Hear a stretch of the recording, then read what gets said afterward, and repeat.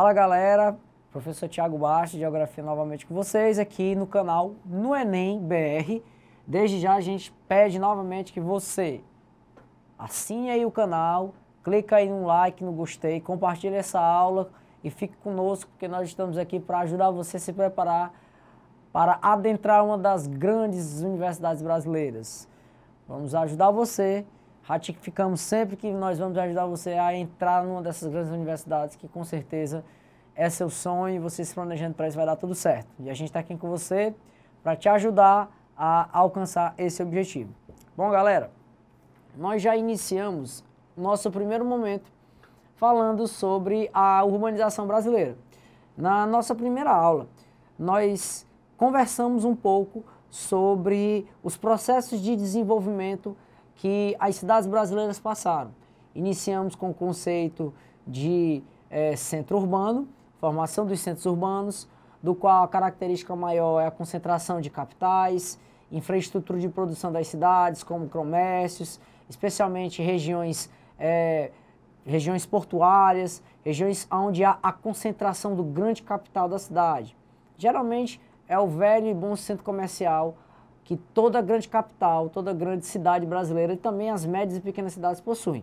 Mas como nós estamos falando de urbanização brasileira, a gente vai priorizar, claro, a análise das grandes cidades brasileiras com seus respectivos processos de desenvolvimento e seus respectivos problemas. Depois da formação dos centros urbanos, nós observamos que nós tivemos um momento de suburbanização. Um momento de suburbanização onde inicia-se a expansão horizontal das cidades. Inicia-se, então, a fuga das residências, né? Iniciam, então, um processo de horizontalização das cidades. As residências, as edificações residenciais saindo, desconcentrando-se daquele centro urbano e deslocando-se para as regiões subúrbias, né? Ou seja, as regiões ao entorno do centro. Daí nós temos esse conceito de suburbanização. Lembrando que a formação dos centros urbanos aqui no Brasil já inicia com o primeiro boom urbano que nós temos aqui, com o primeiro momento de crescimento das grandes cidades. Esse primeiro momento inicia na década de 40 e conclui-se na década de 60. Já a suburbanização inicia ao final da década de 60, aliás, na verdade, no início da década de 60 e perdura toda uma década de 70 e década de 80. Após a suburbanização, como já foi explicado para vocês na aula passada, nós temos um momento de periurbanização, uma segunda expansão da malha urbana das grandes cidades brasileiras, caracterizada pela formação de bairros periféricos, bairros onde o solo urbano é bem mais barato.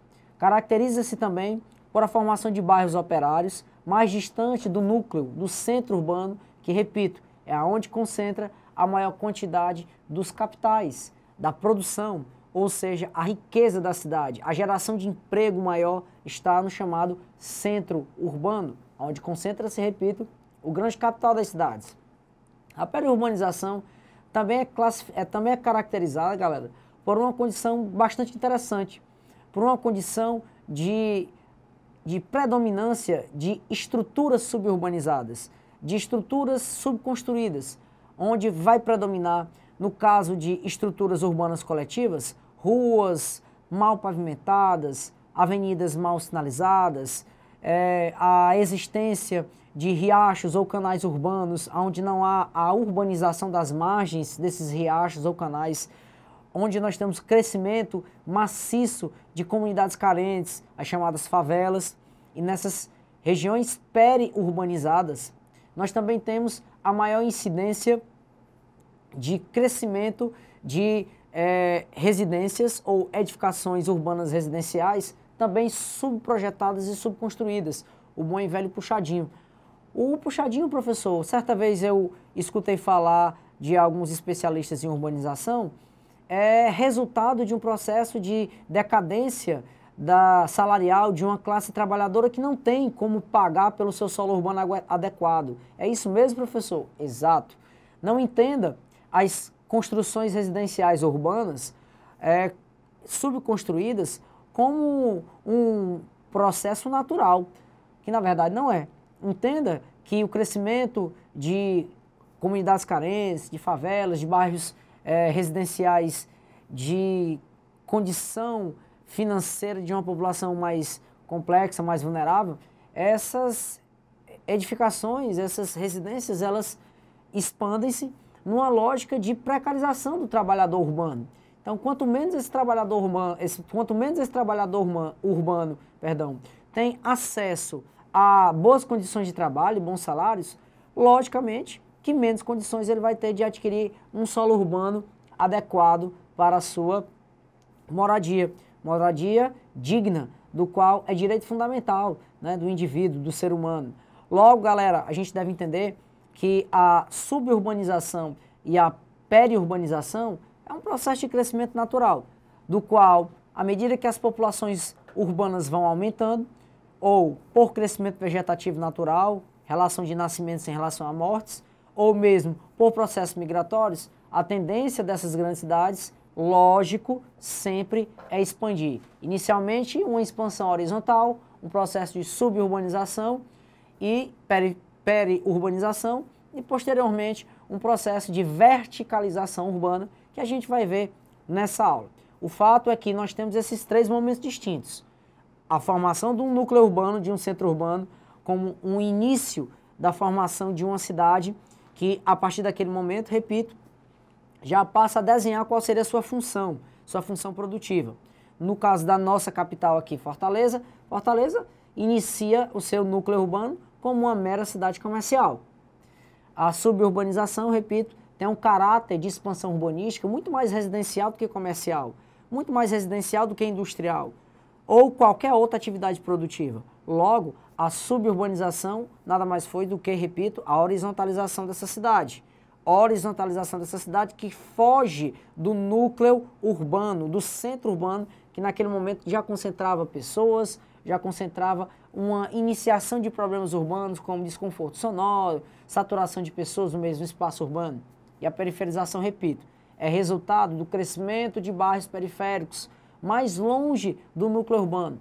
Bairros periféricos que crescem com um processo contínuo de precarização do trabalhador urbano. Seus respectivos salários baixos não permitem a aquisição de solos urbanos adequados para a edificação de suas residências. Logo, nós temos tanto estruturas de uso coletivo, tanto estruturas de utilização particular ou, na verdade, propriedades privadas urbanas, geralmente subconstruídas, subestruturadas em regiões periféricas. Beleza? E claro, pessoal, logo após a periurbanização, nós temos sim os municípios que ficam sempre às margens da grande capital, da grande cidade, do grande núcleo urbano. Esses municípios nós chamamos de municípios satélites. E o conjunto desses municípios satélites em torno do núcleo urbano maior, da capital, onde concentra a maior parte de população de estruturas urbanas, nós chamamos de região metropolitana. E essas regiões metropolitanas, repito, só se formam após um processo de consolidação da periurbanização brasileira, que inicia na década de 80, perdura durante toda a década de 90 e consolida-se agora nesse início de século XXI, num processo ainda de expansão em algumas grandes cidades brasileiras, mas hoje nós temos um crescimento muito mais visível das regiões metropolitanas do que os próprios núcleos urbanos centrais, suburbanizados ou periurbanizados. Ok, galera?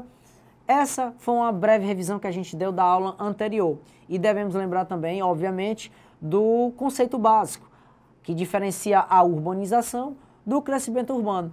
Nunca esqueçam, por favor, nunca esqueçam que a urbanização é um fenômeno populacional. A urbanização nada mais é do que o deslocamento de pessoas do campo para as cidades. Processo de urbanização da população, quando essa população muda o seu habitat da zona rural, para a zona urbana. Já o crescimento urbano ou expansão urbana nada mais é do que o crescimento das estruturas físicas das cidades, avenidas, prédios privados, prédios públicos, ruas vicinais, vilarejos, enfim. Em outras palavras, a suburbanização, a periurbanização e a formação do núcleo urbano nada mais é do que a expansão urbana ou o crescimento urbano das cidades. Beleza, galera? Nessa aula, nesse segundo momento que nós preparamos para nós aqui no NBR, preparamos para você com muito carinho, nós vamos falar de alguns pontos mais importantes que ocorrem nas grandes cidades brasileiras. Eu quero que você preste muita atenção. Será uma aula muito mais explicativa. Você não vai precisar estar copiando nada no seu caderno ou na sua apostila. Quero apenas que você preste muita atenção e, obviamente, se tiver alguma dúvida, manda a dúvida para a gente, que a gente, na medida do possível, vai responder a tua dúvida, tá bem? Então, galera, primeira coisa que eu quero que você observe, eu vou deixar uma tela cheia de uma figura para vocês, de duas fotos para vocês, vamos lá. O primeiro processo que nós vamos discutir é o processo de favelização dessas cidades.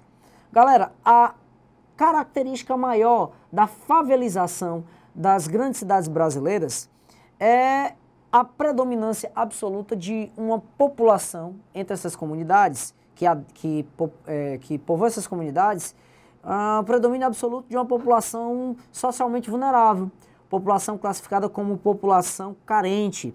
Galera, outra característica interessante que você não pode deixar de atentar e que o Enem aborda bastante é a condição precária dessas comunidades, do que diz respeito a estruturas urbanas de saneamento básico, água encanada, energia elétrica, ruas pavimentadas, asfaltadas ou calçadas. Obviamente que pela favela não possui um padrão urbano ou arquitetônico do qual enquadra-se com o restante da cidade, nós observamos que as favelas, além de fazerem parte de uma realidade social perversa, de segregação social urbana das grandes cidades brasileiras, ainda acaba meio que poluindo a chamada paisagem urbana, já que a favela ela destoa da característica arquitetônica da cidade. Professor, não é um discurso um tanto quanto preconceituoso o seu? Galera, lógico que não é um discurso preconceituoso. Nós temos que analisar os fatos urbanos, os problemas urbanos, sejam sociais, ou sejam estruturais ou ambientais, tal qual como eles são. E as favelas, na prática, elas acabam sim destoando da arquitetura urbana. Mas a característica maior que o Enem costuma abordar, quando o assunto é favelização, primeiro, é a subestruturação dessas comunidades, que eu já falei para vocês, a segregação social urbana, que é fato, com o processo de marginalização de uma sociedade por conta do restante da cidade. Há também a violência urbana, né, que predomina nessas comunidades, o tráfico de drogas, a formação de milícias, tudo em torno dessas comunidades, a formação de territórios onde facções rivais utilizam-se de poderes paralelos ao poder do Estado para ter controle sobre essas comunidades. Nós entendemos também que as favelas não deixam de exercer danos ambientais nas cidades. Logo, nós temos duas condições de um processo de favelização aqui no Brasil. Nós temos as chamadas favelas horizontais e as favelas verticais. As favelas horizontais nós conseguimos observar em cidades capitais como Fortaleza, que é uma das capitais mais favelizadas aqui do Brasil e a segunda mais favelizada do Nordeste. Nós observamos favelas horizontais predominando também no estado do Rio Grande do Norte, né, então capital Natal, na capital João Pessoa, na capital Recife, onde nós temos tabuleiros ou planícies litorâneas, obviamente, por conta da condição do relevo, nós temos favelas horizontalizadas. Mas, galera, a que mais preocupa e a que cai no Enem com frequência são as favelas verticais, né? Aquelas favelas que ocupam as encostas de morro. Eu queria que você atentasse para a nossa foto que eu coloquei aqui na nossa tela. Observem que aqui você entende que é um plano inclinado, né? Ó. Observe que é uma topografia acidentada. E a favela constituída nessa foto, no caso a favela da Rocinha, no Rio de Janeiro, é uma típica área de adensamento populacional, uma típica favela, uma comunidade carente, que desmatou, sim, encosta de morro, né, a fim de utilizar essa área que é a área de proteção ambiental, teoricamente falando, como área de utilização para moradia. E aí a gente observa a condição de problema extremo que nós temos de déficit habitacional popular aqui no Brasil. Então, a carência de habitação popular, de acesso a essa habitação popular, por vezes, somado a uma precarização de um trabalhador urbano que não tem, repito, como comprar um solo urbano adequado para edificar sua residência, acaba resultando nisso. Então, veja que, ó, não há, observe, ó, não há perfis arquitetônicos que predominam. Aquela arquitetura bonita, né, dos grandes condomínios verticalizados ou dos grandes condomínios horizontalizados, né, aqueles condomínios com arquitetura padrão, nós não encontramos jamais nas favelas, repito, já que trata-se de construções subconstruídas. E nós temos um duplo risco nesse processo, né? Primeiro, o risco ambiental é visível, o processo de desmatamento, de hipermeabilização da superfície desses morros acabam ocasionando um maior escoamento de águas superficiais sobre a superfície desses morros. Essas águas superficiais adentrando a esses solos, que geralmente não são camadas de solos muito profundos. Aqui, por exemplo, ó, onde eu vou circular, você observa que isso aqui, ó, onde eu estou circulando, aqui ó, a setinha, onde eu estou circulando, eu vou apagar aqui as que eu já fiz para você não se confundir. Mas aonde está circulada, galera, olha aqui, ó. Onde eu circulei por último, tá aqui, ó.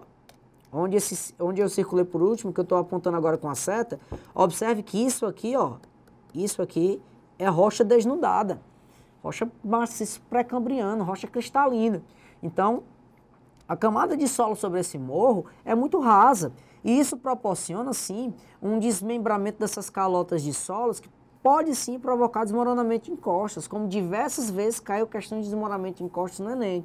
Então, nós temos, sim, processos erosivos de desmoronamento de encostas ocasionado pela antropização desses morros, pela formação dessas comunidades carentes. E aí ó, a gente observa que não só a sociedade de consumo próspera, que tem condições reais de consumo, degrada o meio ambiente, mas também como populações mais pobres. Beleza, galera? Espero que não tenha ficado nenhuma dúvida sobre o assunto favelização. A próxima figura que eu queria que vocês atentassem, seria um problema também bastante corriqueiro nas cidades brasileiras, que é a velha segregação social espacial urbana. Eu coloquei essa figura para vocês já estão com a figura aí com certeza. A figura típica, né, muito encontrada nos livros de geografia, de bairros,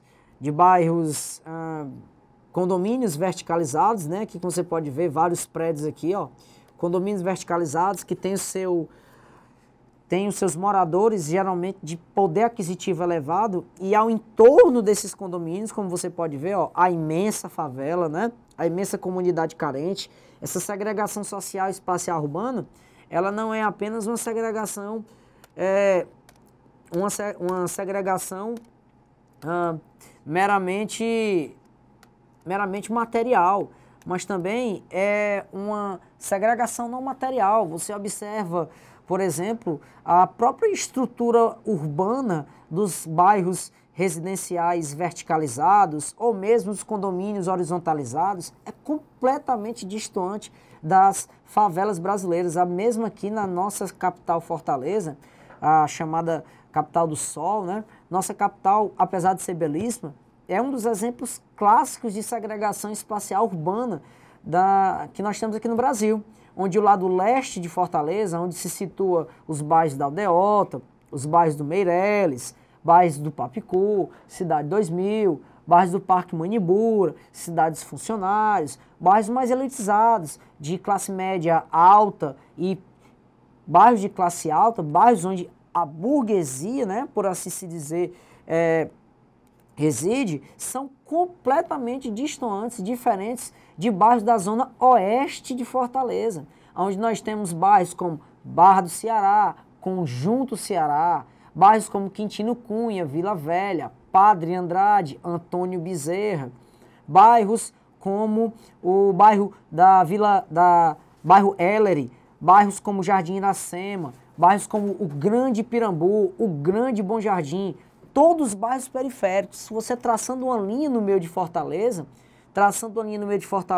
separando Fortaleza, Fortaleza Leste, Fortaleza Oeste, a Fortaleza Leste, Fortaleza rica, a Fortaleza Oeste, Fortaleza pobre. Isso é típico das grandes cidades brasileiras, essa segregação social espacial urbana.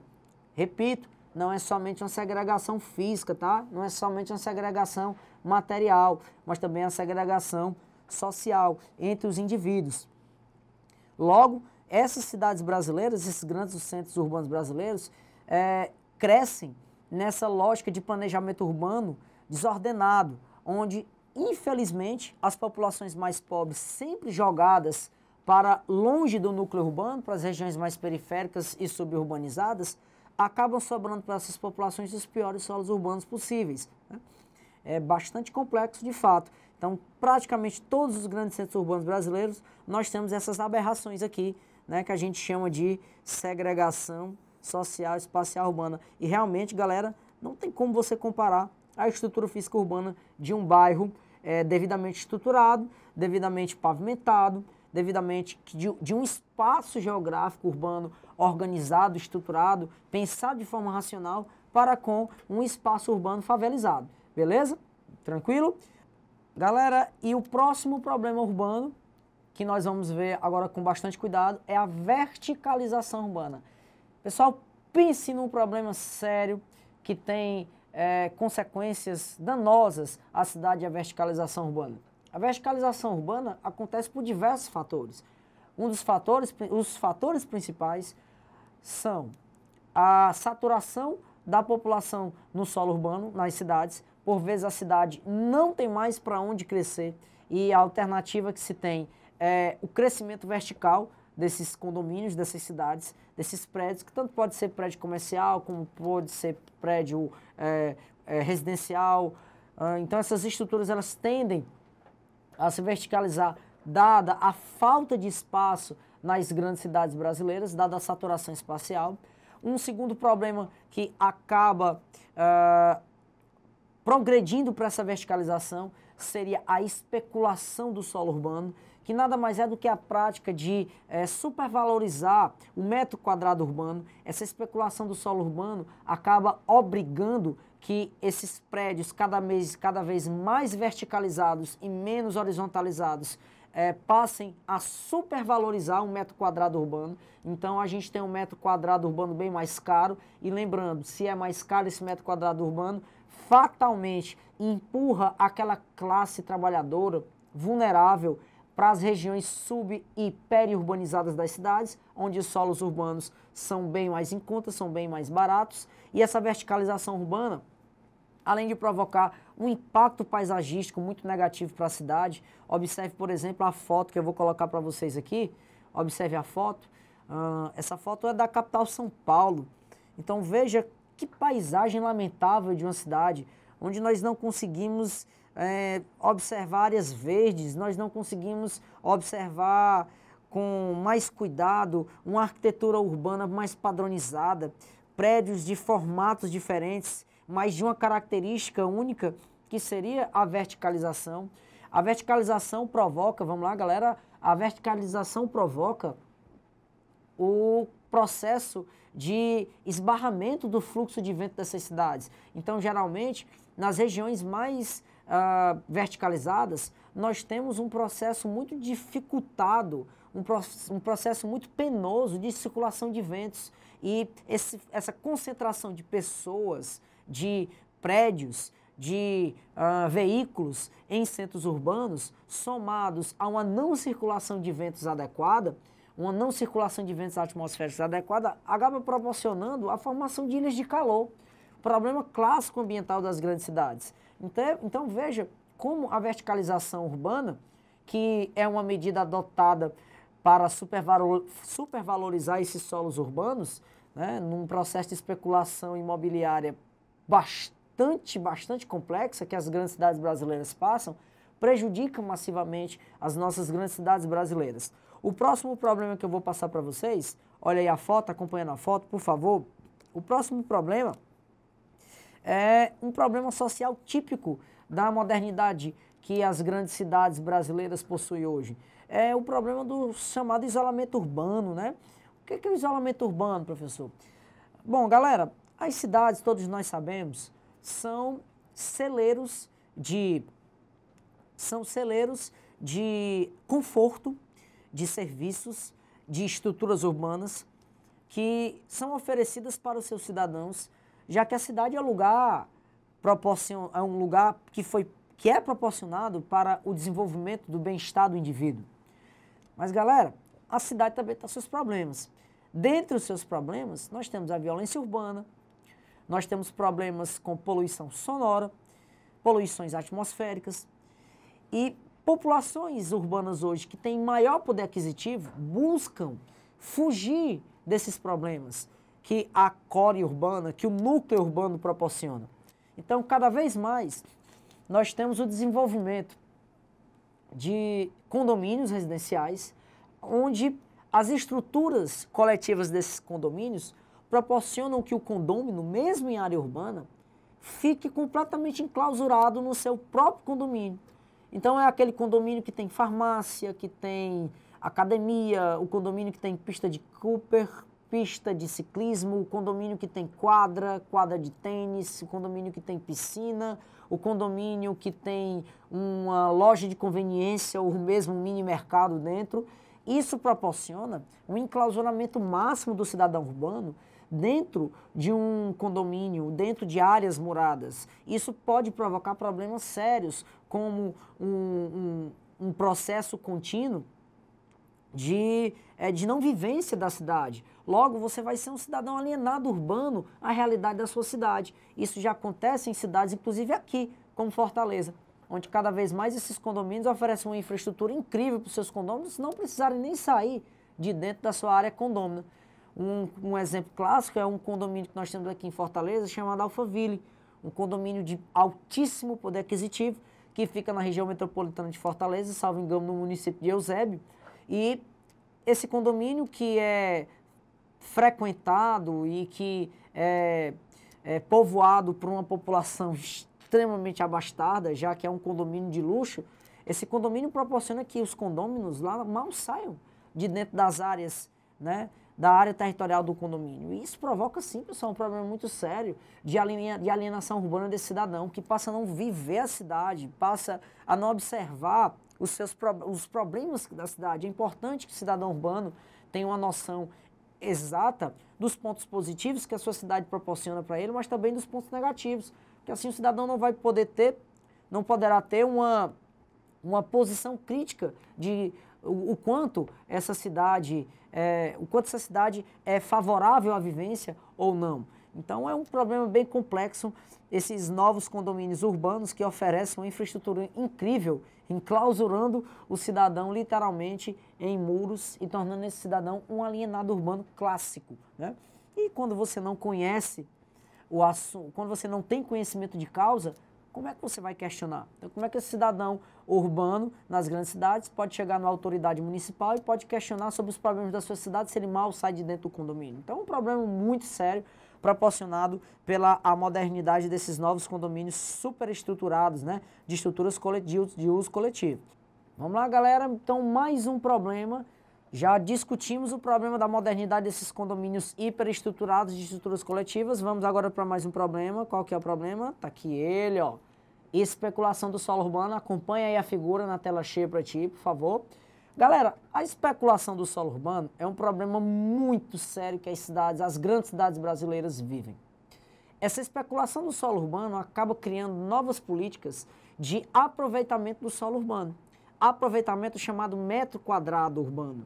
Para quem vai comprar um apartamento, eles chamam de metro quadrado não projetado, mas eles chamam de metro quadrado pensado.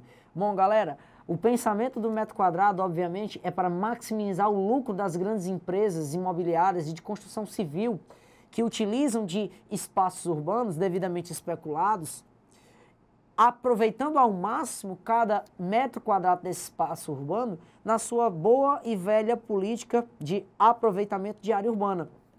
E aí eu coloquei 3 situações distintas. Essa primeira situação aqui que você está vendo, ó, o primeiro pavimento, estou indicando com a setinha aqui para você agora, ó. Aqui está o primeiro pavimento. Note que o primeiro pavimento, galera, possui uma área de abrangência maior no sentido horizontal, ou seja, o sentido vertical que eu estou marcando aqui agora, ó, o sentido vertical, do qual eu marco agora para você, não tem uma área tão abrangente no solo urbano mostrado aqui nessa figura.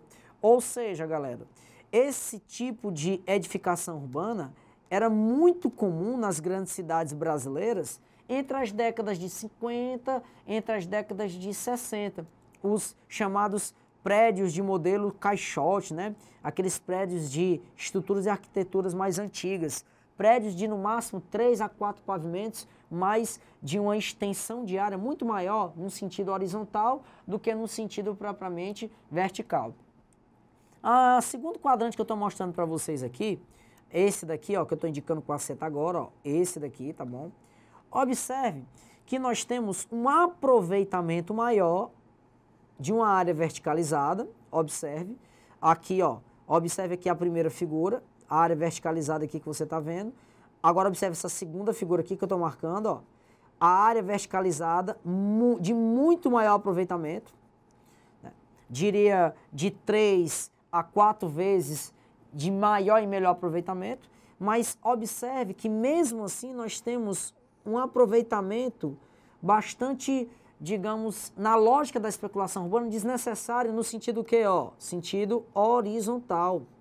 Então, mesmo numa situação de 3 pavimentos em edificações urbanas, sejam residenciais ou comerciais, nós ainda temos uma perda muito grande de quê? De metro quadrado urbano. Observe aqui, ó. Observe que o pavimento 3, aqui está ele, o pavimento 3 ainda tem uma área horizontal bastante extensa de utilização, mesmo aproveitando uma área, aproveitando um modo vertical, né? Agora, o pavimento 5, né, os 5 pavimentos em diante, aqui sim nós temos uma política de aproveitamento mais inteligente à lógica da especulação imobiliária. Note que esse pavimento tem o mínimo aproveitamento por extensão horizontal e um máximo aproveitamento por extensão vertical. É exatamente esse tipo de pavimento que a especulação do solo urbano brasileiro mais utiliza para verticalizar e também supervalorizar o solo urbano brasileiro. Repito, essa verticalização que, na prática, utiliza de uma menor área horizontal urbana, acaba supervalorizando o solo urbano, verticalizando essas edificações. Então, mesmo com a área urbana horizontalizada de menos aproveitamento, nós temos, geralmente, nesses modelos de pavimentação verticalizadas, nós temos um solo urbano, ou seja, o imóvel seja residencial ou seja um imóvel comercial muito mais caro nos solos urbanos, mesmo em regiões suburbanizadas, estão passando hoje, atualmente, devido aos vários processos de expansões que esses condomínios residenciais estão proporcionando para as cidades brasileiras, com a democratização relativa da moradia urbana, com os programas Minha Casa Minha Vida do governo federal. Mesmo assim, ainda temos um processo de encarecimento desses solos urbanos para fins habitacionais bastante visível nas grandes cidades brasileiras. Aqui mesmo, em Fortaleza, nós temos um bairro chamado Jockey Club. O bairro do Jockey Club é um bairro da região suburbanizada de Fortaleza, limite com a região periférica mais adensada, né? Limite ali com a região da Grande Portugal, um bairro Grande Portugal, para vocês que não conhecem, que não são daqui de Fortaleza, é um bairro, sim, periferizado, favelizado de Fortaleza. Mas o bairro do Jockey Club, que ganhou de presente do capital privado, o Shopping Jockey, passou a ter uma expansão, um boom urbano muito grande, com a construção de vários condomínios verticalizados que proporcionaram uma valorização bastante interessante daquele bairro que antes estava esquecido pelo poder público, já que o bairro do Jockey Club perdeu o seu Jockey Club, onde aconteciam as corridas de cavalo daqui de Fortaleza da década de 60, de 70 e até mesmo na década de 80 nós tínhamos muitas corridas de cavalo no Jockey Club. O Jockey Club foi desativado, no início do século XXI, e desativado o Jockey Club, o terreno ficou ocioso, e esse terreno foi utilizado para a construção de um shopping, de um empreendimento privado, que acabou dando condições econômicas e estruturais para que outras edificações fossem desenvolvidas no bairro do Jockey Club, como condomínios residenciais verticalizados. Também eu não posso deixar de comentar a construção do Hospital da Mulher pela ex-prefeita Luiziane Lins, que proporcionou sim também uma valorização interessante daquela área. Então, veja pessoal, que como o poder público e o grande capital privado, essas grandes empresas de construção imobiliária, residencial ou mesmo comercial, proporcionam o desenvolvimento urbano, sim, das grandes cidades, mas também elas proporcionam esse processo muito complexo e difícil de especulação imobiliária, que, repito, não democratiza o solo urbano para aquele trabalhador mais vulnerável. Beleza? Vamos para um outro problema urbano. Aqui, aliás, não é um outro problema, perdão, aqui eu vou dar um exemplo clássico para você de especulação imobiliária muito forte, né? A tela cheia aí para vocês estão vendo um belíssimo prédio, né? Um estacionamento amplo aí na frente. Esse shopping aqui, ó, tá certo? Tô indicando para vocês com a seta. O nome desse shopping é Shopping Rio Mar Kennedy, né? Shopping Rio Mar Kennedy, aqui, esse prédio aqui, ó. Esse prédio de pavimentos superiores, né? Se eu não me engano aí são 10, acho que 10 pavimentos. Esse prédio aqui que eu acabei de circular, que está circulado para você, que está bem do lado do shopping, é o centro empresarial do Shopping Rio Mar. E como eu falei para você, é o Rio Mar Kennedy.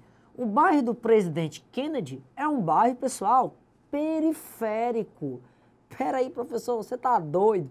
Você acabou de dizer que os bairros periféricos predominam as estruturas subconstruídas, as estruturas subprojetadas. E aí o senhor me vem e me mostra um empreendimento comercial desse, um shopping center belíssimo, porque realmente, pessoal, viemos e convenhamos, o Shopping Rio Mar é bonito.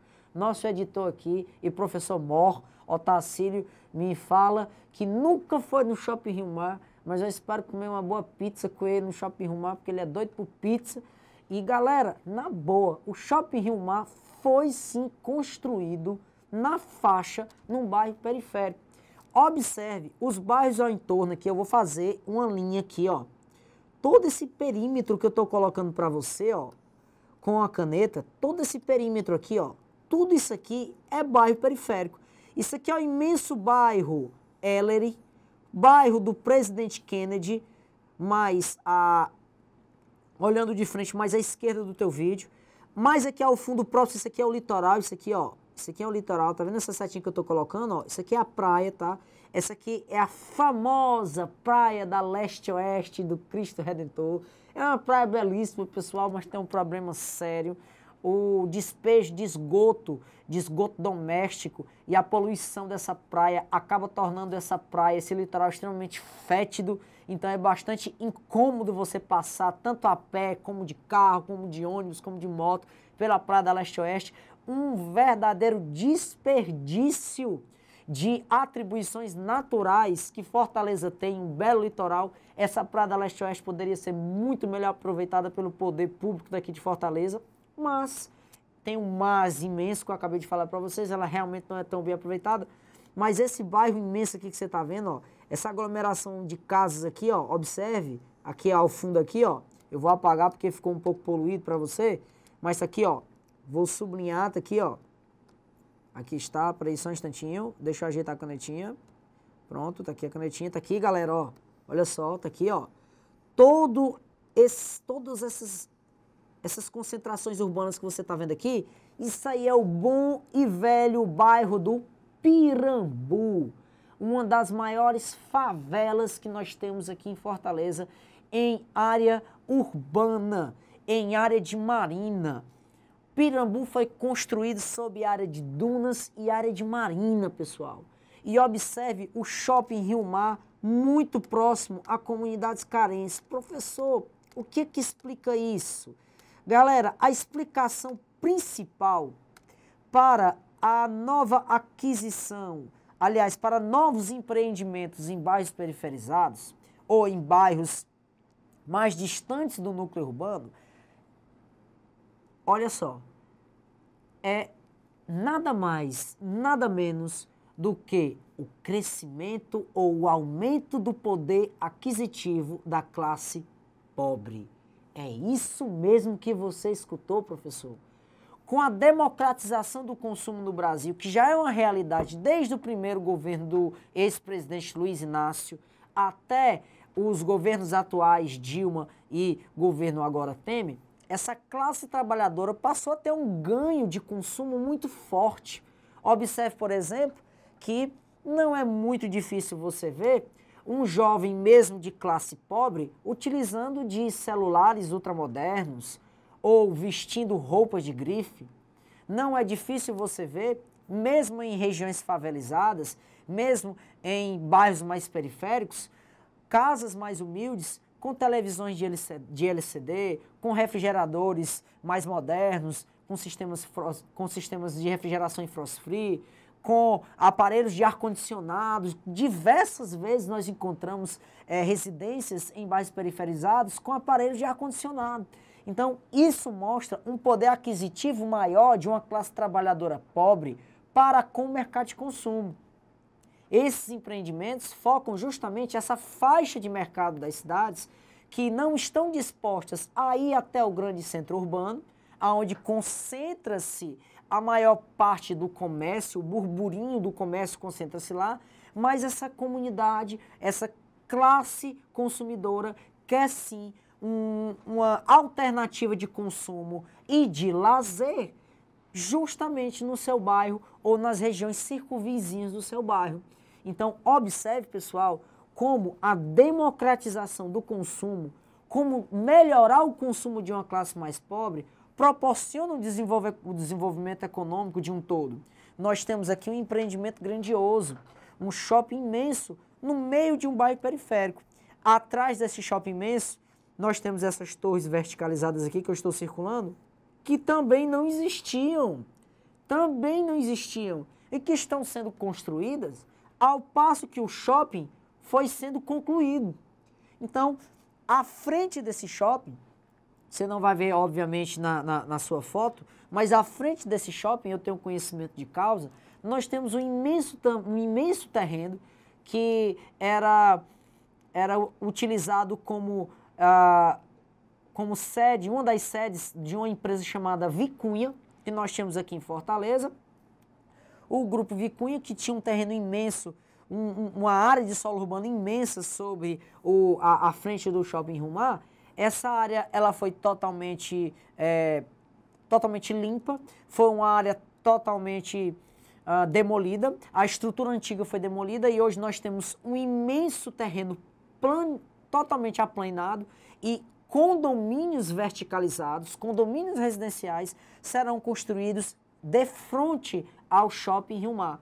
Então, o Shopping Rio Mar, que eu observo hoje como exemplo máximo de especulação, de política de especulação do grande capital privado para com as cidades, está sendo totalmente cercado de condomínios verticalizados como esses que eu estou destacando para você agora. Professor, então, nós temos um processo interessante nessa condição de especulação, nessa especulação urbana. Nós temos uma classe pobre que ganha um equipamento interessante de lazer, um equipamento interessante para a utilização de seu consumo, mas também nós temos uma classe média que passa a ter mais alternativas de moradia e bem como mais alternativas de financiamento da moradia própria, né? Nós não temos mais prédios verticalizados, mesmo aqui em Fortaleza e nas outras grandes capitais, nós temos no Brasil, concentrados apenas nos núcleos urbanos centrais. Nós temos esses prédios verticalizados também, em regiões que nós classificamos como suburbanizadas, né? Como no caso é a região aqui do Presidente Kennedy, um bairro periferizado muito conhecido da nossa cidade aqui de Fortaleza. Então observe que a arquitetura bem arrojada, bem moderna, destoa completamente, ó, com a realidade arquitetônica, né, das casas, dos prédios, né, que predominam, que estão ao entorno do shopping Rio Mar. Mais um problema urbano, verticalização. Nós já vimos verticalização urbana, nós já vimos isolamento urbano, nós já vimos nós já entendemos o processo de especulação do solo urbano. Mostrei um exemplo aqui em Fortaleza clássico, né, que é o exemplo do shopping Rio Mar. E agora na tela, olha de olho na tela novamente, por favor, tela cheia. Olha aqui, ó, mais um problema, a precarização de áreas públicas de lazer nas grandes cidades. Galera, entenda que esse processo de precarização de áreas públicas nas grandes cidades é em detrimento à valorização das áreas de entretenimento, de lazer privadas. Ora, se você não tem uma área pública gratuita, do qual você pode utilizar sem ônus algum, essa área sendo de lazer, ela não existindo, obviamente que você, que necessita recrear o seu corpo e o seu espírito, no seu momento de ócio, onde você não produz, se você é um cidadão, um trabalhador urbano, quando você não produz, você está em tempo de ócio, você quer recrear o seu espírito, você quer ter o seu momento de lazer. E aí você chama sua doce namorada, já dizia o poeta que a praça é dos namorados, como o céu é do condor, só que aqui em Fortaleza não é assim. Aqui em Fortaleza o poema foi distorcido. Aqui em Fortaleza seria a praça é dos marginais, como a cadeia da mesma forma também é, porque infelizmente as nossas áreas de utilização de lazer público, as nossas áreas públicas de lazer foram totalmente degradadas e tomadas muitas vezes por grupos marginalizados. Observe, pessoal, que aqui nós temos, repito, um processo de precarização dessas áreas de lazer comum, urbanas, públicas, em detrimento à valorização de áreas de lazer, de patrimônios ou de empreendimentos privados. Ora, galera, obviamente que não tem exemplo mais clássico para darmos de áreas de patrimônio de lazer público do que as praças. As praças com os playgrounds, com as calçadas para caminhada, para Cooper, as praças com as pistas de skate, pistas de bicicross, as praças com as suas quadras poliesportivas, que seriam sim ótimas áreas de lazer públicas, se não fossem tão depredadas. E um outro exemplo clássico que a gente não pode deixar de citar são os shopping centers. Os shopping centers, sim, que não são apenas espaços de consumo, espaços do qual o cidadão vai para deleitar o seu feitiço de consumo. Mas também, pessoal, espaços onde o indivíduo vai para recrear o espírito, vai para ter lazer. Ou você nunca foi para um cinema num shopping na vida. Ou você nunca utilizou de uma área de jogos em um shopping center. Ou você vai me dizer que você, no shopping da sua cidade, não tem área de lazer, não tem área de jogos, não tem área de convivência comum. Óbvio que tem, pessoal. Logo, o shopping ele passa a ser o exemplo maior de área de lazer, de patrimônio e de caráter privado, que desenvolve-se a passos largos em detrimento à precarização de área de lazer pública. Aqui em Fortaleza, o prefeito Roberto Cláudio, que salvo engano é do partido PTB, não é PDT mesmo, Partido Democrático Trabalhista, salvo engano ele é do PDT. O prefeito Roberto Cláudio, que se reelegeu nas últimas eleições, o prefeito Roberto Cláudio ele desenvolveu uma política interessante de areninhas. As areninhas, para quem a pessoa que é areninha, não sei nem o que é isso. Galera, as areninhas são campos de futebol, society, são campos de futebol de grama sintética, é isso mesmo que você está escutando, de grama sintética, porque aqui a gente não tem tanta chuva como o sul e o sudeste tem, então o que nos sobra é a grama sintética. E o prefeito Roberto Cláudio, ele espalhou em vários pontos da cidade de Fortaleza, especialmente nos bairros periféricos, areninhas, são campos societies, como eu falei para vocês. Alguns campos societies têm estrutura de arquibancada, são pequenas arenas esportivas dentro desses bairros periféricos, que é sim uma postura interessante de política de valorização de espaços urbanos de lazer aqui em Fortaleza. É uma política, sim, louvável do prefeito Roberto Cláudio, mas a gente entende que não apenas de Areninha, né, a cidade de Fortaleza é constituída em suas áreas de lazer, mas é interessante que a cidade de Fortaleza tenha mais bicicletários, interessante que a nossa cidade de Fortaleza tenha espaços culturais de acesso democratizado nos seus polos de lazer regionais, esses grandes polos de lazer que estão sim passando por um processo de reestruturação por parte da nossa Prefeitura de Fortaleza, que é uma exceção. É uma exceção às outras grandes cidades brasileiras, porque a notícia que a notícia que nós temos é que essas áreas de lazer pública nas grandes cidades brasileiras, o processo que predomina realmente é um processo de degradação, de precarização dessas estruturas. E aí eu repito, cidadão urbano que necessita recriar o seu espírito no seu momento de ócio, obviamente que ele vai optar pela área de lazer privada, onde ele tem que pagar desde o ar-condicionado que ele está consumindo até a fichinha lá do game do filho lá que ele está pagando, o gamezinho do filho, do seu dependente financeiro, que ele está lá brincando com os videogames, com os brinquedos do shopping, ou então o bom e velho bilhete de cinema. Tudo isso é lazer privado e tem que ser pago em detrimento à precarização de áreas de lazer pública. Beleza? Vamos aqui ver mais alguns problemas urbanos. Vamos lá, por favor. Muita atenção, não desfoca. Outro problema urbano, o crescimento das regiões suburbanizadas, que eu já dei uma prévia anteriormente. O crescimento dessas regiões suburbanizadas, repito, acontece basicamente por conta de precarização do trabalhador urbano. Repito, o trabalhador urbano que não tem condições financeiras de adquirir um solo urbano próximo ao núcleo urbano, um solo urbano próximo aos bairros de melhor estruturação urbana, esse trabalhador ele acaba utilizando-se de áreas sub e periurbanizadas e, como eu falei para vocês há alguns minutos atrás, a estrutura urbana residencial que predomina é exatamente essa que você está vendo na foto aqui, olha só. A estrutura é de regiões, de estruturas, olha só, suburbanizadas.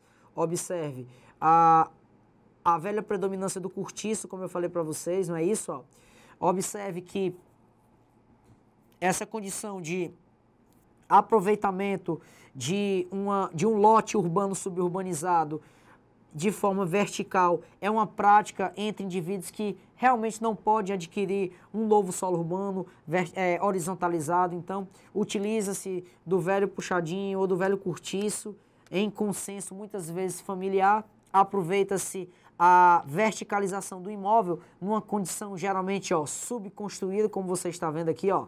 Isso é uma prática das regiões suburbanizadas e periferizadas das nossas grandes cidades, o que é completamente lamentável. Outra característica que eu deixei clara para vocês, observe, ó, a precarização das estruturas urbanas. Aqui no caso é uma foto do bairro da cidade de Tiradentes, salvo engano fica em Goiânia, ou é Goiânia ou é em Goiás, essa cidadezinha, mas observe a pavimentação extremamente deficitária, ó, o acúmulo de lixo nas cidades, aliás, perdão, nas coxias, né, das ruas. Nós temos, ó, a não existência de calçadas padronizadas para circulação de pedestres, como você pode observar. Ou seja, nós temos aqui uma condição comum de subestruturação desses bairros periferizados ou suburbanizados. Professor, é lamentável, porque infelizmente o espaço geográfico reflete os padrões de pobreza de uma sociedade. E nós temos mais problemas que você só fala de problema Porque, infelizmente, pessoal, as cidades, elas refletem também o contraditório da sociedade, né? Não reflete apenas os pontos positivos, mas também reflete os pontos negativos, o contraditório. Outro problema clássico é a macrocefalia urbana. Esse problema nada mais é ocasionado por conta de um adensamento populacional em um solo urbano que não está estruturado ou não está adequado àquela quantidade de população local. Eu coloquei como exemplos distintos a rodoviária do plano piloto do terminal de Brasília, né? Do plano piloto de Brasília, terminal rodoviário do plano piloto de Brasília, é essa aqui que você está vendo aqui, ó, com essa quantidade estrondosa e assustadora de pessoas, esse aqui que eu estou colocando a seta agora, quantidade aqui, ó, de ônibus, né, parados no terminal rodoviário, deixando e levando passageiros de um lugar para o outro. Observamos que realmente há um desordenamento completo, né, desse espaço devido à saturação de pessoas. E em contrapartida eu coloco aqui para você, e a professora covardia, você fazer essa comparação do terminal rodoviário, do plano piloto de Brasília, é covardia, professor, você fazer isso. Você comparar o terminal do plano piloto de Brasília com o terminal rodoviário de Nova York. O que é isso, professor? Que ignorância é essa? Mas observe, professor. Observe, galera. Eu fiz questão de colocar o terminal de Nova York por uma única simples causa. Nova York, pessoal, é uma megalópole. Nova York é um centro financeiro mundial. São mais de 18 milhões de nova-iorquinos. E observe a condição do terminal de Nova York. Essa professor, você pegou no horário que não é no horário de pico. Tá bom, beleza, galera. Isso é uma condição normal do terminal de Nova York. Esse terminal de Nova York, mesmo sendo de uma cidade megalópole, de uma cidade global como Nova York, só tem essas condições de utilização devido a uma política extremamente racional de desenvolvimento de transporte metroviário, transporte rodoviário e facilitação de deslocamento de indivíduos na cidade de Nova York por melhoramento de calçadas e vias públicas. Ora, eu conheço muita gente que já foi para Nova York, muita gente que já foi para Nova York, que está aqui na minha frente rindo, né, de boas, na lagoa, enquanto eu estou aqui explicando urbanização para vocês. E essa pessoa quase não volta para cá para o Brasil, porque se encantou desde as Americanas, né? Desde as Americanas que deixaram o nosso nobre colega encantado, até as calçadas, que são lisas, estruturadas e padronizadas para a circulação melhorada dos indivíduos. Então, Nova York é um exemplo de uma cidade que tem a maior quantidade de quilômetros em metrôs do mundo. Né? São, mais precisamente, olha aqui, ele acabou de me dar essa pesca, 13 mil quilômetros, 3 mil quilômetros, são 3, ele vai cortar essa parte com certeza, mas olha só, são 3 mil quilômetros, 3 mil quilômetros de via férrea, ou seja, de transporte urbano metroviário. Então, me diga, como que esse centro rodoviário aqui de Nova York vai ficar desse jeito? Não tem como, pessoal. Não tem como. Como esse centro aqui, rodoviário de Nova York, vai ficar desse jeito aqui? É impossível, galera. A política racional de interpolar esses transportes urbanos que essas grandes megalópolis utilizam, que infelizmente São Paulo ainda não colocou totalmente em prática, apesar da política do ex-prefeito Haddad de liberar em alguns horários em São Paulo o tráfego de bicicletas dentro de ônibus e de metrôs, nós entendemos que aqui no Brasil é uma política que engatinha demais. Nossa Fortaleza, por exemplo, é um exemplo catastrófico de transporte metroviário. Para quem não sabe, Fortaleza é uma cidade muito plana. É um tabuleiro pré-litorâneo, tabuleiro pré-litorâneo. Nossa cidade está sobre um tabuleiro pré-litorâneo. Um tabuleiro formado por acumulação de sedimento, formação barreira cenozoico terciário. Ou seja, aqui em Fortaleza você cava e você só vai encontrar areia. Portanto, um embasamento de relevo ideal para você utilizar de estruturas subterrâneas de transporte, já que a nossa estrutura sedimentosa proporciona a facilitação de construção de dutos subterrâneos, onde os metrôs poderiam sim circular livremente e carregando uma quantidade maior de passageiros. Pois bem, nós tínhamos aqui um projeto em Fortaleza chamado Metrofor. O Metrofor completou este ano 19 anos de projeto e ainda não foi concluído. Professor, o senhor está brincando, professor, não fresque não. 19 anos e essa estrutura metroviária, que na verdade não é nem metrô, é um VLT, um veículo leve sobre trilhos, né? Ainda tem uma capacidade de carga bem menor do que o metrô. Professor, então você está dizendo que essa política de VLT em Fortaleza demorou 19 anos para que os primeiros trens começassem a circular? Foi, galera. E esses primeiros trens, quando circulam, há cerca de 2 anos para cá, eles estão circulando. A primeira linha, se eu não me engano, a ser liberada foi a linha norte, sentido Caucaia, região metropolitana de Fortaleza, centro da cidade de Fortaleza. E agora nós temos a linha sul, que é a linha Maracanaú, centro de Fortaleza, passando pela antiga estação ferroviária de Caucaia, ou perdão, de Parangaba. Ainda assim, o horário de atuação desses trens são limitados. Durante feriados, esses trens não funcionam.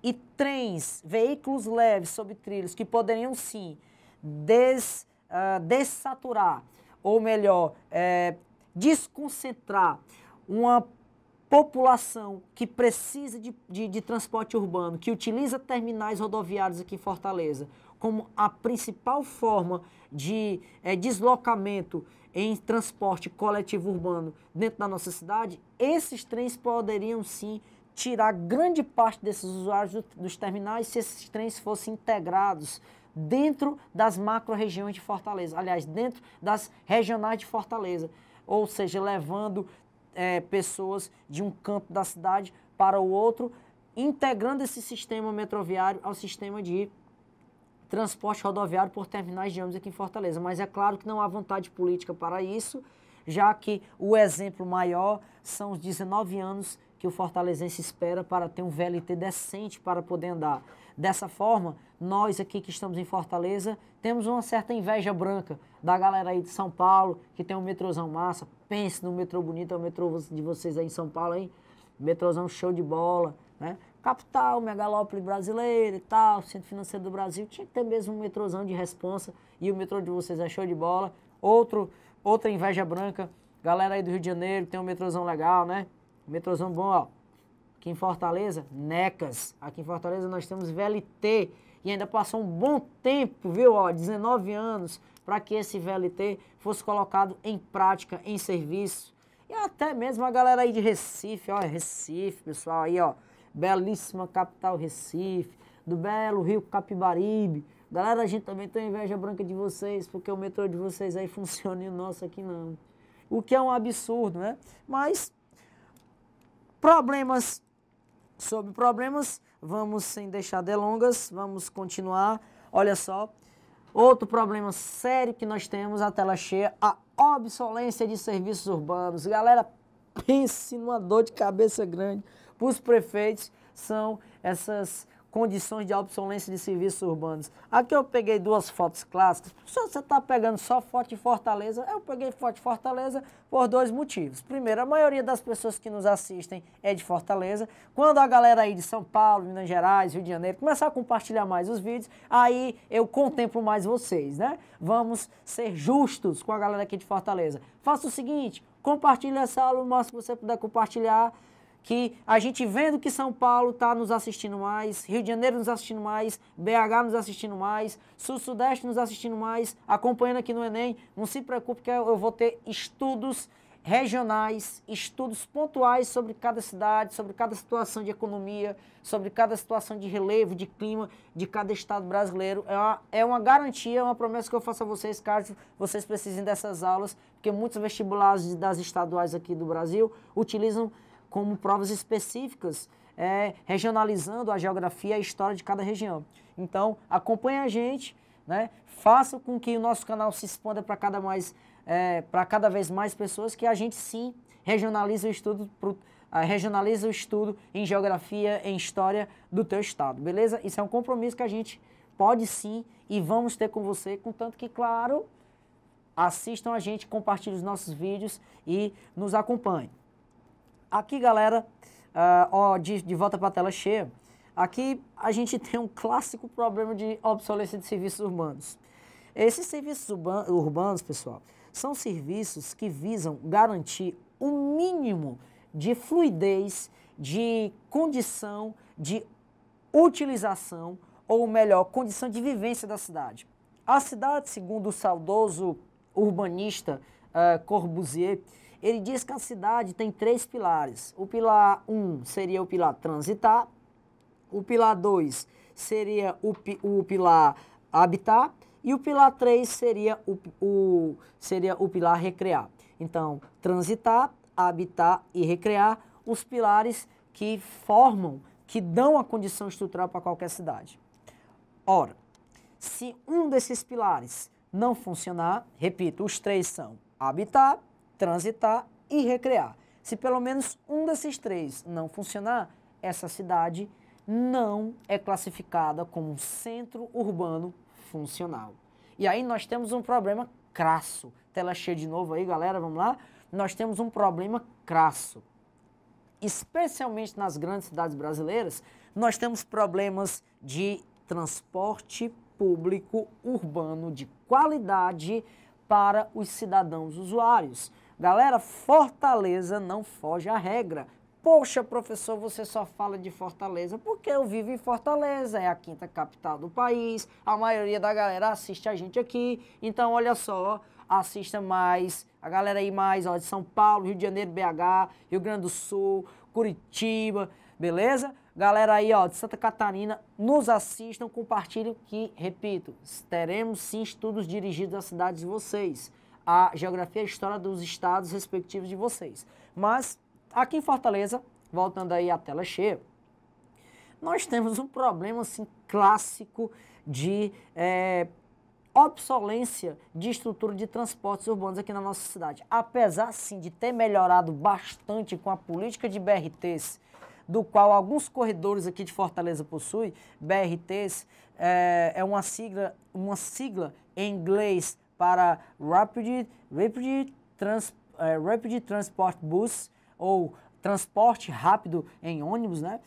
Os BRTs que surgem nos Estados Unidos na década de 60 chegam aqui no Brasil só a partir do ano de 2007, com um programa do ex-presidente Luiz Inácio Lula da Silva de modernização das cidades brasileiras, a partir do Ministério de Cidades, mas que só foi colocado em prática a partir do ano de 2012. E hoje, muitas cidades como São Paulo, Rio de Janeiro, Curitiba, que já é um exemplo de transporte urbano público no Brasil de qualidade, né, e a própria capital Fortaleza já possui o sistema de BRT, mas que não está ainda desconcentrado para toda a cidade. Nós temos corredores, sim, de BRTs que facilitam o deslocamento do transporte público aqui em Fortaleza, mas em regiões limitadas, como o eixo comercial da Avenida Bezerra de Menezes, o eixo da Avenida Antônio Salles, Heráclito Graça, Heráclito Graça não, a Avenida Domingos Olímpio e vice-versa. Mas nós não temos desconcentrados, são apenas algumas avenidas aqui de Fortaleza que eu estou citando, mas nós não temos esse sistema de transporte mais moderno nas grandes, desconcentrado em todo o centro urbano daqui de Fortaleza. E a mesma condição nós encontramos em outras cidades, como Rio de Janeiro, Salvador e São Paulo. Então, essa obsolência de serviços urbanos é bem mais nítida no sistema de transporte dessas grandes cidades brasileiras. Aqui, por exemplo, eu coloquei uma foto da galera se degladeando, né, para poder entrar dentro de um ônibus. O que é isso, pessoal, né? Como se tivesse só esse ônibus. É claro que não é isso, a gente entende que as pessoas têm horário e a carência por transporte coletivo é cada vez maior em detrimento de uma população que necessita de um transporte coletivo de qualidade. Na outra foto aqui do lado, eu coloco para você o corredor de um dos hospitais públicos daqui de Fortaleza, que claro, não vou citar o nome, mas é um corredor de um hospital público daqui de Fortaleza, e um dos serviços também bastante obsoletos nas grandes cidades, que se tornam, infelizmente, não funcionais à população local urbana, é o serviço de saúde. Aqui em Fortaleza nós temos um grande hospital chamado IJF, que é um hospital de referência, um hospital de referência regional, inclusive, mas que possui suas condições saturadas devido a receber um atendimento absurdo de pacientes que vêm do interior para a capital. Então, observe que hoje Fortaleza, que tem mais de 2.600.000 habitantes, não é uma capital que chega sequer aos pés em população de São Paulo e Rio de Janeiro, mas é uma capital que tem mais de 2.600.000 habitantes. Mesmo o IJF atendendo só Fortaleza, só o IJF, que é o nosso hospital aqui de referência, não teria condições de atender Fortaleza sozinho, devido à alta demanda. E além da população local de Fortaleza, o IJF ainda atende a população do interior, que carece também dessas estruturas de serviços urbanos. Então veja como o problema é estrutural, veja como o problema é um problema conjuntural às grandes cidades brasileiras. Então essa obsolescência de serviços urbanos a gente consegue ver também na coleta de lixo, conseguimos também ver na estrutura de atendimento de serviços públicos, não só de saúde. Então é muito, infelizmente, muito comum essa condição nas grandes cidades brasileiras. Vamos para mais um problema. Professor, é problema demais, já estou ficando desanimado. Estamos acabando, vamos lá. Mais um problema, observe. Um problema sério do saneamento básico. Observe, galera, o saneamento básico é um dos problemas que reflete a política falida dos governos estaduais para com seus territórios. Quando nós não temos a boa e velha política do saneamento básico para todos os bairros de uma forma mais ampla, mais democrática, não só saneamento básico para bairros mais elitizados, bairros que concentram a estrutura urbana, nós temos sim uma condição de saneamento básico mais vulnerável em bairros mais pobres, em bairros mais periféricos. E aí a condição de dispersão de doenças patológicas relacionadas à água é muito grande. Então observe que sempre em bairros periféricos nós temos postos de saúde, hospitais e UPAs que estão completamente lotadas. E se você for fazer uma análise estrutural desses bairros, sempre esses bairros têm córregos, canais ou lagoas que não são saneadas, não são canalizadas. Então são populações que pagam com a própria saúde, muitas vezes crianças que chegam a perder a vida devido a complicações por conta de cóleras ou por conta de leptospirose que adquire em regiões onde nós não temos um tratamento adequado de esgoto. Logo, esse esgoto é sim depositado em canais, em rios urbanos, e populações que pagam com a própria saúde e com a própria vida devido à não existência de saneamento básico, que é sim um problema estrutural das grandes cidades brasileiras, bem como a questão da coleta de lixo nessas grandes cidades. Professor, mas coleta de lixo é relativa à educação de cada indivíduo. Sim, eu concordo, coleta de lixo é algo relativo também à educação dos indivíduos, mas nós devemos entender que a parceria para com o lixo urbano é de uma prefeitura, de um poder municipal que tem sim uma preocupação, que deve sim ter uma preocupação excessiva da limpeza, do asseio da cidade, para também com a população que deve entender que necessita de um espaço mais saudável, de um espaço urbano coletivo saudável para se viver, um espaço sem lixo. Aqui em Fortaleza nós temos uma avenida, e é o exemplo que eu adoro dar, Avenida Leste-Oeste. A avenida mais suja de Fortaleza, ela liga bairros do oeste de Fortaleza aos bairros leste de Fortaleza e vice-versa, por isso que o nome da avenida é Leste-Oeste. E galera, é a avenida mais suja que nós temos em Fortaleza. O próprio prefeito Roberto Cláudio declara que durante um dia o carro de lixo, o carro de coleta de lixo da empresa que coleta lixo aqui em Fortaleza, que salvo engano é a Ecofor, o carro da Ecofor passa 12 vezes durante um dia nessa mesma avenida. O próprio prefeito Roberto Cláudio disse que não há cidade no mundo que tenha uma coleta diária do qual o caminhão coletor passa 12 vezes durante um dia coletando lixo dessa avenida movimentadíssima, que é a Avenida Leste-Oeste aqui em Fortaleza. Então, tenham sim o saneamento básico como um problema não só de ordem estrutural, mas também um problema de ordem saúde, um problema de ordem sanitária e de ordem de saúde pública que as grandes cidades brasileiras precisam resolver. E eu coloquei até um dadozinho aqui para você, ó. Olha só a tela cheia. Mais de 40% dos municípios brasileiros ainda não tem rede de esgoto. Então, galera, o problema do saneamento básico nas grandes cidades brasileiras não é apenas um problema de ordem estrutural, mas também é classificado como um problema de ordem sanitária, que envolve a saúde dos cidadãos urbanos. Você pode fazer uma análise, como falei, muito sucinta, de bairros periféricos que têm UPAs, possuem hospitais municipais ou postos de saúde. Quase sempre essas estruturas de saúde e atendimento público de saúde estão lotadas, completamente lotadas. A demanda sempre muito grande. E se você for fazer uma análise cuidadosa, criteriosa nesses bairros, quase sempre esses bairros são cortados por córregos, canais ou rios urbanos que foram periferizados, rios urbanos que foram canalizados.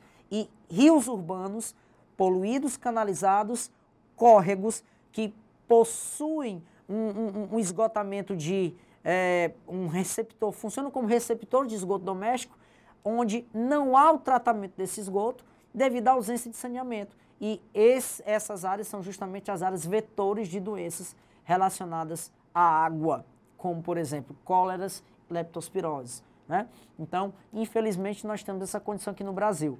O Brasil, como a gente já sabe, é um país das contradições. E eu coloquei esse dadozinho para vocês, ó, tela cheia para vocês, tela cheia, 40% dos municípios brasileiros, olha só, ainda não tem água de esgoto. Dentre todas as capitais brasileiras, a capital que é mais falha nesse quesito em saneamento básico são as capitais Belém do Pará e a capital Rio Branco, no Acre. Infelizmente, são as capitais que mais devem no quesito saneamento básico. Beleza, galera? Galera, por hoje a gente vai dar uma encerrada. São muitos problemas urbanos. A gente já citou alguns que muitos livros nem os citam, mas a gente cita aqui no vídeo para você porque a gente quer que você seja preparado, que você esteja preparado para a sua prova. Nós precisamos disso. E que você compartilhe o nosso vídeo, o nosso canal. Na próxima aula nós continuamos com esses problemas urbanos no momento 3 e nós vamos falar também sobre alguns processos como desmetropolização das cidades. Vamos também comentar alguns processos como formação de megalópolis, processos conurbatórios, ou seja, processo de conurbação, e vamos também falar sobre as hierarquias urbanas aqui no Brasil, formação de redes urbanas, tudo isso. Beleza, galera? Vamos dividir, portanto, esse assunto urbanização em 3 aulas. Um primeiro momento já foi devidamente comentado, já foi editado, já está no teu canal para ti, beleza?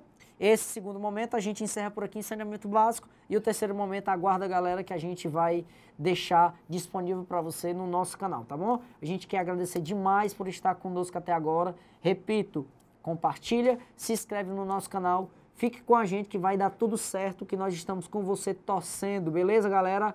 Professor Thiago Bastos, Geografia, até mais, tchau, tchau.